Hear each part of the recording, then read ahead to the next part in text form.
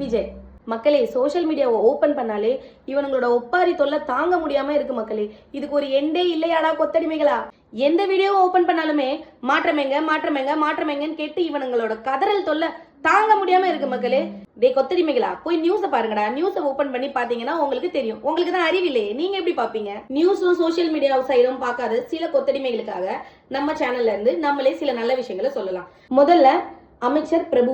அவர் தெரியாத ஆளே இருக்க முடியாது நம்ம தமிழ்நாட்டுக்குள்ள. ஏன்னா அவர் அவ்வளவு புரட்சி பண்ணிட்டு இருக்காரு. இன்டர்நெட்டை ஓபன் பண்ணி அமைச்சர் பிரபு அப்படின்னு நீங்க போட்டு பார்த்தாலே எல்லா டீடைல்ஸும் வந்துருது. எந்தெந்த ஊர்ல குவாரிகளை க்ளோஸ் பண்ணிருக்காரு, ஏன் க்ளோஸ் பண்ணிருக்காருன்ற எல்லா டீடைல்ஸுமே உங்களுக்கு தெளிவா வந்துடும். அமைச்சர் சரத், அவர் பண்ண விஷயம் வந்து பாத்தீங்கன்னா இதுவரைக்கும் யாருமே இவ்வளவு தைரியமா பண்ணாத ஒரு விஷயத்த பண்ணிருக்காரு. கட்சியில இருக்க ஒருத்தர் வந்து ஒரு ரெக்லைனர் ஆபரேட்டர் போட்டு அடிச்சு தேவையில்லாத அவப்பேரை உண்டாக்குற மாதிரி சில செயல்களை செஞ்சாரு. செயலோட பின்விளைவா அவரோட கட்சி அடிப்படை தொண்டன் அந்த ஒரு கேட்டகரியில இருந்தே கூட அவர் தூக்கிட்டாரு. அரெஸ்டும் பண்ணிருக்காங்க. இது இந்த கொத்தடிமைகள் இதுவரைக்கும் பண்ணிருக்காங்களா? அடுத்தது அமைச்சர் கீர்த்தனா. ஓ மை காட், அவங்க ஒரே ஒரு வீடியோ போட்டாங்க. அந்த ஒரு வீடியோக்கு எவ்வளவு அப்போசிஷன், எவ்வளவோ விமர்சிக்க முடியுமோ விமர்சிச்சாங்க. இதுவரையிலும் 75 வருஷம் பழமை மிக்க உங்களோட கொத்தடிமை கட்சி பண்ணாத ஒரு விஷயத்த நம்ம அமைச்சர் கீர்த்தனா பண்ணிருக்காங்க. கோணம்பட்டின்ற ஒரு கிராமத்துல 30 வருஷமா பஸ் வசதியே இல்லாம இருந்தது. நம்ம அமைச்சர் கீர்த்தனா இதுல இன்வால்வ் ஆகி இமீடியட்டா அந்த வசதியை செஞ்சு கொடுத்தாங்க.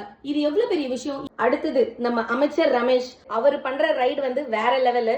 அதுக்கப்புறம் நீங்க ஒரு பிரச்சனை ஒண்ணு கிளப்பி விட்டீங்க பாருங்க. அது என்னது, அர்ச்சகர் 2 பேர்கிட்ட வந்து அப்பாலஜி லெட்டர் வாங்கிட்டு அவங்களை அப்படியே விட்டுட்டாங்கன்னு. அப்படியெல்லாம் ஒன்னும் இல்லடா கொத்தடிமைகளா. அவங்க 2 பேரையும் சஸ்பெண்டும் பண்ணிருக்காங்க, அப்பாலஜிஸ் லெட்டரும் வாங்கியிருக்காங்க. அடுத்தது போலூர் எம்எல்ஏ அபிஷேக். அவர் மேல என்ன சொன்னீங்க? இந்த மாதிரி வந்து குவாரியில வேலை செய்யறவங்க கிட்ட எல்லாம் ரொம்ப நக்கலா பேசுறாரு, திமிரா பேசுறாரு. அது அப்படி கிடையாது. அவர் பேசினது அந்த குவாரியோட ஓனர்ஸ். அவங்க வந்து மக்களை சரியான விதத்துல நடத்தல. அண்ட் அந்த மக்களுக்கு வந்து அங்க இருக்க குவாரி வந்து ரொம்ப இடையூறா இருக்குது.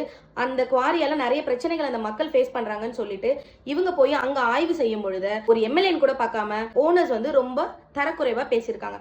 அது குறித்து அவர் தனியா பிரஸ் மீட்டே ஒன்று கொடுத்துருக்காரு. நீங்க அந்த வீடியோ பாத்தீங்கன்னா உங்களுக்கு இன்னும் நல்லா புரியும்டா கொத்தடிமைகளா. டே கொத்தூஸ், அது எல்லாத்தையும் விட ஒரு பெரிய மாற்றம் என்ன தெரியுமா? இன்னைக்கு இருக்க கவர்மெண்ட்டை நம்ம மக்களாகிய நம்ம எல்லாருமே கேள்வி கேட்கிறோம் தெரியுமா? அதுவே ஒரு பெரிய மாற்றம் தான். இந்த மாற்றத்தை மக்களாகிய நம்ம எல்லாருமே ஆதரிக்கணும். முன்னாள் கவர்மெண்ட் திமுகவை ஒருத்தனுக்கும் கேள்வி கேட்கிற திராணியும் இல்ல, ஒருத்தனுக்கும் கேள்வி கேட்கிற ஒரு தைரியமும் கிடையாது. ஆனா இந்த கவர்மெண்ட்டை எல்லாரும் கேள்வி கேட்கிறோம். ஏன்னா இது மக்களாட்சின்றது ரொம்ப ஓப்பனாவே தெரியுது மக்களே. இந்த கொத்தடிமைகள் பண்ற அமக்களும் தாங்க முடியல. நம்ம அருமையான அமைச்சர்களை பத்தி நீங்க என்ன நினைக்கிறீங்க? உங்களோட கமெண்ட்ஸை கமெண்ட் பாக்ஸ்ல கமெண்ட் பண்ணுங்க. ப்ளீஸ் எங்க சேனலை சப்ஸ்கிரைபும் பண்ணுங்க. எப்பயும் போல அண்ணா ஸ்டைல்ல நல்லா இருப்போம் எல்லாருமே நல்லாவே இருப்போம்.